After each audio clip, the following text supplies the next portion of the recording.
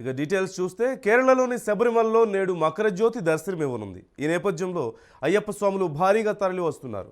స్వామి శరణం అయ్యప్ప శరణం నామస్మరణలతో శబరిగిరులు మారుమ్రోగిపోతున్నాయి. మకర జ్యోతిని ప్రత్యక్షంగా దర్శించుకునేందుకు 50,000 మంది భక్తులకు మాత్రమే అనుమతి ఉంటుందంటూ ట్రావెన్కోర్ బోర్డు ప్రకటించింది. కానీ వాస్తవానికి 4 నుంచి 5 లక్షల మంది వరకు మకర జ్యోతిని ప్రత్యక్షంగా వీక్షించేందుకు అవకాశం ఉండొచ్చంటూ పలువురు అంచనా వేస్తున్నారు.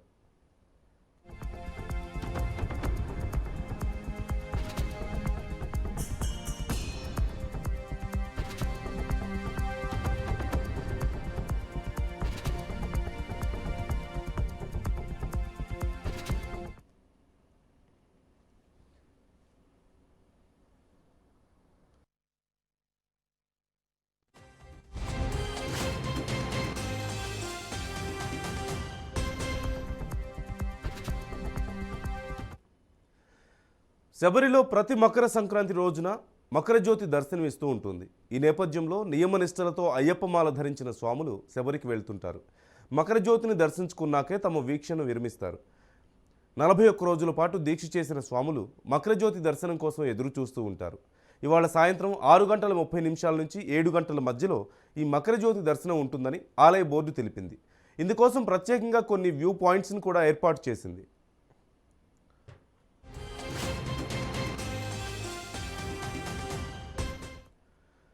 పూర్తి సమాచారం మా ప్రతినిధి క్రాంతిని అడిగి తెలుసుకుందాం. క్రాంతి, అక్కడ 50,000 మందికి సుమారుగా 50,000 మంది వెళ్ళడానికి స్పేస్ ఉంది, అక్కడ ఫెసిలిటీస్ ఉన్నాయి. కానీ 4 నుంచి 5 లక్షల మంది వెళ్తున్నారు అంటున్నారు. మరి ఏర్పాట్లు ఎలా జరుగుతున్నాయి, అలాగే స్పెషల్ వ్యూ పాయింట్స్ కూడా ఏర్పాటు చేస్తున్నట్లుగా తెలుస్తుంది కదా, డీటెయిల్స్ ఏంటి?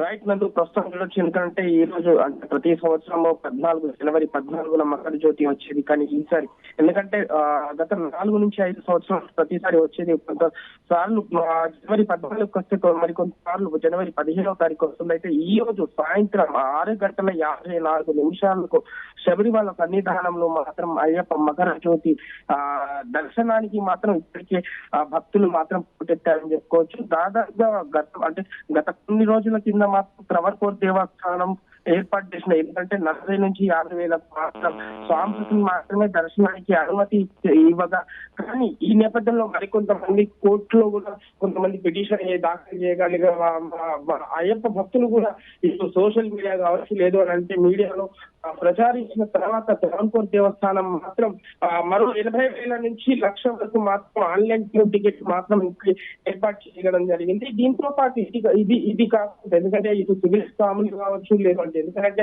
ఈ మకర జ్యోతి సందర్భంగా మాత్రం మనం 2 తెలుగు రాష్ట్రాలతో పాటు అటు కర్ణాటక కావచ్చు, ఇటు తమిళనాడు కావచ్చు, ఇటు మహారాష్ట్ర, ఎందుకంటే నలుమూలల నుంచి ఈ జ్యోతిని దర్శించుకోండి. ఎందుకంటే 41 రోజులు దీక్ష ఉపవాసం ఉండి అయ్యప్ప సన్నిధానానికి ఈ మకర జ్యోతి దర్శనానికి అయితే దర్శనం కోసం వెళ్తూ ఉంటారు.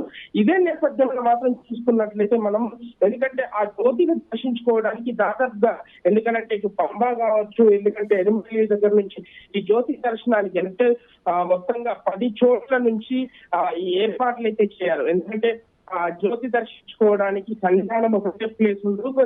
సన్నిధానం నుంచి కిందికి దిగాక పంబా నుంచి కూడా మనం జ్యోతి దర్శనం కూడా చేసుకోవచ్చు. ఎందుకంటే ఈ వ్యూ పాయింట్స్ అంటే దాదాపుగా 10 వ్యూ పాయింట్స్ లకైతే తగిన అంటే అయ్యప్ప భక్తులకు ఎలాంటి ఆకంఠంగా ఉండకుండా మాత్రం ఏర్పాట్లు అయితే ఇప్పటికే అధికారులు కూడా పూర్తి చేయడం జరిగింది. అండ్ దీంతో పాటు ఎందుకంటే వచ్చిన అయ్యప్ప దర్శన భక్తులకు మాత్రం ఇప్పటికీ అటు మన ఏదైతే ప్రసాదం పరవన్నం ఉంటుందో పరవన్నం కూడా ఎందుకంటే ఒక భక్తుడికి మాత్రం 2 డబ్బాలు మాత్రమే ఇవ్వడం పైన కూడా కొంతమంది భక్తులు అయితే నిరాశని చూపిస్తున్నారు.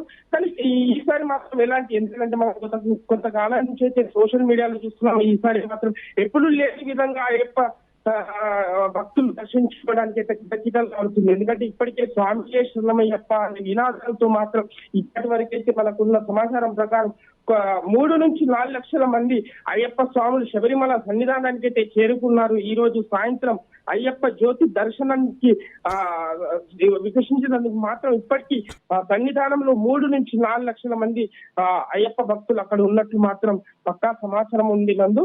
అండ్ ఇదే విధంగా ఈ దర్శనం తర్వాత దిగేటప్పుడు కూడా ఎందుకంటే 6:54 తర్వాత దర్శనం తర్వాత మరోసారి సన్నిధానంలో ఈ భక్తులు సివిల్ స్వాములు కావచ్చు, అయ్యప్ప భక్తులు మరోసారి అయ్యప్ప స్వామిని దర్శించుకొని దిగే సమయంలో కూడా ఇటు ఎందుకంటే కొండ మీదకి వెళ్ళి దిగే సమయంలో కూడా ఇటు మన స్ట్రీట్ లైట్స్ ను కూడా ఏర్పాట్లు చేసి తాగునీరుని కూడా వ్యవస్థ చేసినట్టు కూడా ఇప్పటికే త్రవణకోట దేవస్థానం కూడా చెప్పడం జరిగింది.